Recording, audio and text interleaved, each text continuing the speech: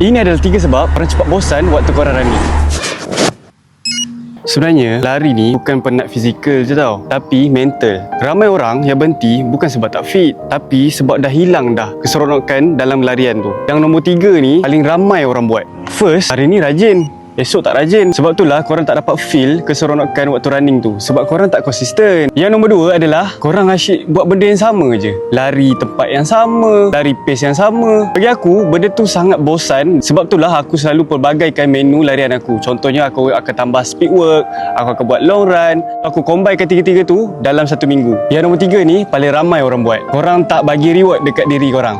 Aku faham ada setengah orang yang tak mampu nak beli jam yang mahal seperti Garmin ataupun Coros. Tapi aku ada alternatif yang terbaik. Sama ada korang boleh guna app Strava ataupun korang boleh pakai jam yang budget tapi power. Bagi aku brand dia adalah trusted. Harga tak mahal sangat, tapi features dan quality yang dia bagi sangat-sangatlah mewah. Aku ada sediakan link dekat bio aku. Korang tengok je dekat situ. Kalau video ni bermanfaat, jangan lupa like, komen dan follow aku supaya aku lebih semangat untuk buat konten macam ni lagi. Hidup di Kental, brother. Gerak lu.